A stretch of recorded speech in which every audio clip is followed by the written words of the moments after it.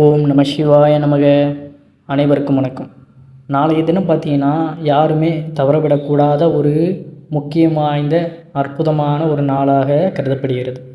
அதாவது மாசி மாதத்தில் வரக்கூடிய அந்த பௌர்ணமி நாள் தான்.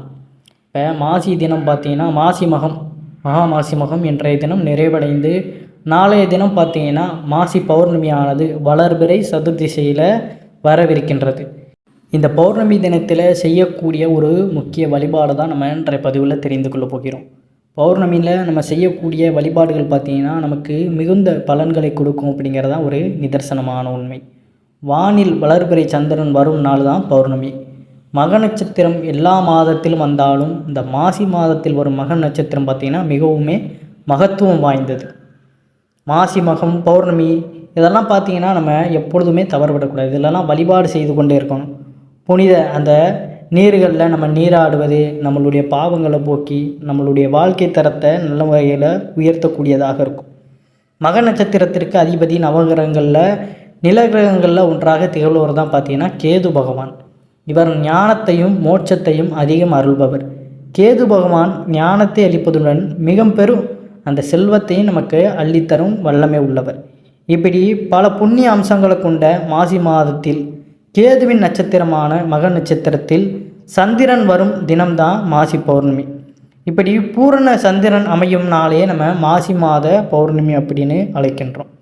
இன்றைய தினத்தில் நம்ம வழிபாடு செய்வது அப்படிங்கிறது நமக்கு மட்டும் இல்லை, நம்மளுடைய குழந்தைகளுக்கும் அந்த நல்ல ஞானத்தை போதித்து அவர்கள் எழுதக்கூடிய தேர்வுகள்லையும் அவர்களுக்கு நல்ல மதிப்பெண்கள் கிடைக்க அந்த ஞாபக சக்தி பெருகுவதற்கு இது வழிவகை செய்யும். அதனால் யாருமே நாளைய தினம் பார்த்தீங்கன்னா தவறு விட்டுறாதீங்க. கிரிவலம் திருவண்ணாமலை அண்ணாமலையாருடைய ஆலயத்திற்கு சென்று கிரிவலம் செல்பவர்களும் நாளைய தினம் பௌர்ணமி தேதி பார்த்திங்கன்னா நாளைக்கு வியாழக்கிழமை 13ஆம் தேதி மார்ச் 13 11 மணிக்கு மேலே இந்த பௌர்ணமி தேதியானது ஸ்டார்ட் ஆகுது. அதற்கப்புறம் 14 வெள்ளிக்கிழமை வர பார்த்திங்கன்னா இந்த பௌர்ணமி தேதி 12 மணி வரை இருக்கின்றது. நீங்கள் நாளைக்கு இப்போ அதாவது கிரிவலம் போகிறீங்கன்னா நாளைய தினம் சாயங்கால வேலையில் கிளம்பி சென்று இரவில் கிரிவலத்தை முடிச்சு விட்டு வருவது நல்ல ஒரு சிறப்பான பலனை கொடுக்கும். மாசி மக பௌர்ணமி அன்று கோவில்களில் சிவன், விஷ்ணு, முருகன் ஆகிய மூவருக்குமே சிறப்பு அபிஷேக ஆராதனைகள், யாகங்கள், உற்சவங்கள் நடைபெறுகின்றன. அன்றைய தினத்தில் மற்ற மாதங்களில் வரும் பௌர்ணமி தினங்களில் விரதம் மேற்கொள்வதை போன்றே மாசி மாத பௌர்ணமி தினத்திலும் பார்த்திங்கன்னா நம்ம விரதம் இருக்குது நமக்கு சிறப்பான பலனை தரும். மாசி மாத பௌர்ணமி அன்று சத்யநாராயண பூஜை செய்வதும் மற்றும் மாலை நேரத்தில் சூரிய அஸ்தமனத்திற்கு பின்னர் அம்மன் கோவில்களில் வழிபாடு செய்வதும் அதிக நன்மைகள் தரும். நம்ம வீட்லையுமே சாயங்கால வேலையில் பார்த்திங்கன்னா நாளைய தினம் விளக்கேற்றி வைத்து இறைவனை பூஜிப்பது நல்ல ஒரு பலனை கொடுக்கும். கட்டாயம் அனைவருமே பார்த்திங்கன்னா மாதம் திருவண்ணாமலைக்கு கிரிவலம் செல்வீர்கள்.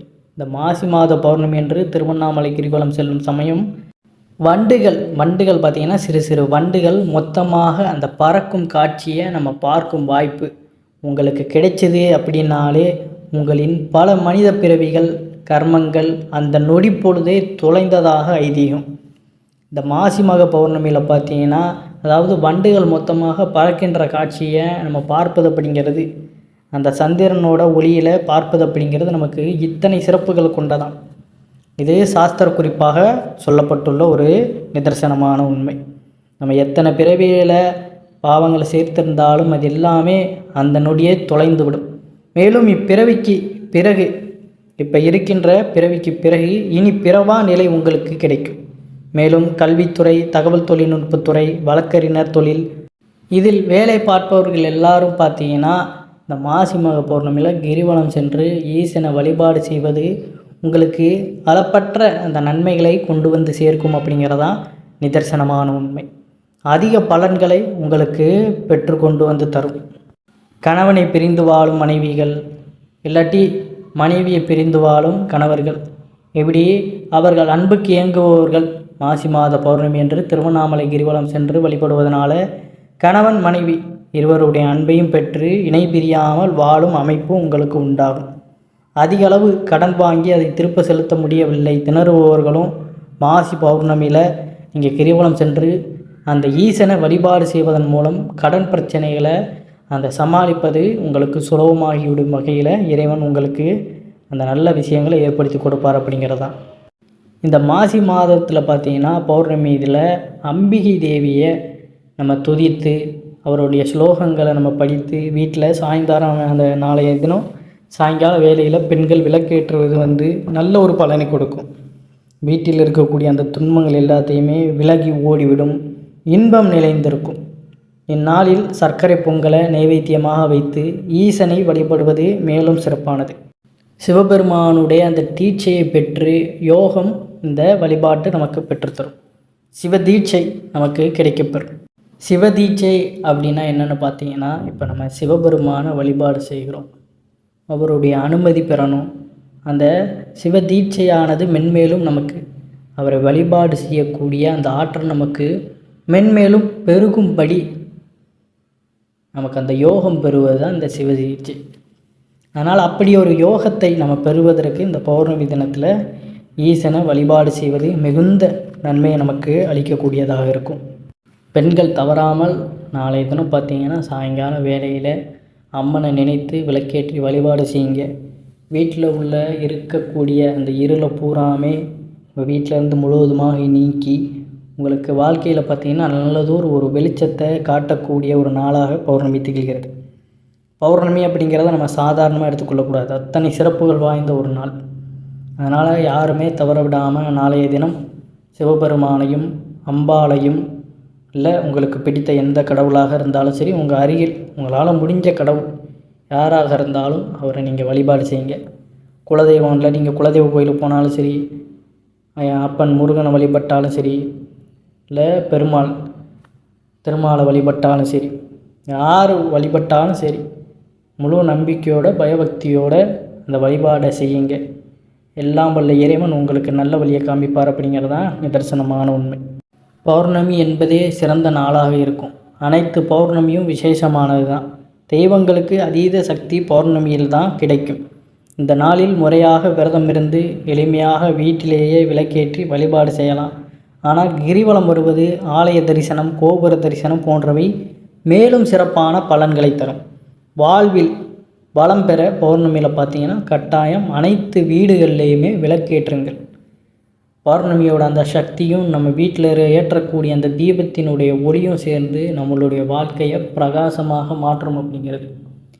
நம்ம போட போகிறதெல்லாம் என்ன ஒரு எஃபோர்ட், நம்பிக்கை, அந்த பயபக்தி, இதுதான் கொடுக்க போகிறோம். நம்ம எப்பொழுது விளக்கேற்றி சுவாமியை எப்பொழுது தரிசனம் செய்தாலும் அந்த பயமும் பக்தியும் முதல்ல வந்துவிடணும். கடமைக்குன்னு நம்ம செய்யக்கூடாது. பூஜை புனஸ்காரங்களை பொறுத்தவரை என்றைக்குமே பார்த்திங்கன்னா கடமைக்குன்னு செய்யக்கூடாது. அதனால தான் சில பேருக்கு என்ன தான் விளக்கேற்றி சுவாமி தரிசனம் செய்தாலும் பலன் கிடைப்பது கிடையாது. கோயிலுக்குள்ளே போகிறோனாலே நம்மளுடைய முழு கவனமும் அந்த சிந்தை, அந்த இருக்கக்கூடிய அந்த இறைவன் மேலே தான் இருக்கணும். மற்ற எங்கேயுமே நம்மளுடைய கவனத்தை சிதறவிடக்கூடாது. உங்களுக்கு மனம் தடுமாறுது, அதாவது மனம் சஞ்சலமாக இருக்குது, சிந்தனை தவறுதுன்னா பேசாண்டி ஒரு அமைதியான ஒரு இடத்துல போய் உட்காந்துருங்க கோவிலில். அங்கே நீங்கள் அந்த இறைவனை நினைத்து தியானம் செய்யுங்க. நீங்கள் அதுக்கப்புறம் கண்களை முழிக்கும் பொழுதே பார்த்தீங்கன்னா உங்களுக்கு அவ்வளோ ஒரு பரவசம் கிடைக்கும். இல்லை உங்களால் கோயிலுக்கு போக முடியல, அசௌகரியமாக இருக்க, வீட்டிலையே உங்களுக்கு அந்த முடிஞ்ச வழிபாட்டை செய்யுங்க, இறைவன் ஏற்றுக்கொள்வார். நம்மளால் முடியும்னு தெரிஞ்சே நம்ம செய்யாமல் இருந்தால் தான் அது தப்பு. ஏதோ நம்மளால் செய்ய முடிஞ்சதை செய்கிறோம் அப்படின்னாலே நம்மளுடைய வாழ்க்கையில் நம்ம வெற்றி பெற்று விடுவோம். அதனால் பௌர்ணமி தினம் நாளைய தினம் பார்த்திங்கன்னா தவறாமல் அனைத்து வீடுகளையுமே தீப ஒளியில் ஒளிக்கச் செய்து உங்களுடைய வாழ்க்கையை நீங்கள் பிரகாசமாக மாற்றி நல்ல முறையில் வாழ எல்லாம் வல்ல இறைவனை நானும் அனைவருக்காகவும் பிரார்த்தனை செய்து கொள்கிறேன். அனைவரும் என்றும் இறையருள் பெற்று நலமுடன் வாழ வேண்டும். மேலும் இதுபோல் பல தகவல்களை தெரிந்து கொள்வதற்கு நம்மளுடைய சேனலை சப்ஸ்கிரைப் செய்து மறக்காமல் உங்களுடைய நண்பர்களுக்கும் இந்த பதிவானதை பகிர்ந்து கொள்ளுங்கள். நன்றி, வணக்கம். ஓம் நம சிவாய நமக.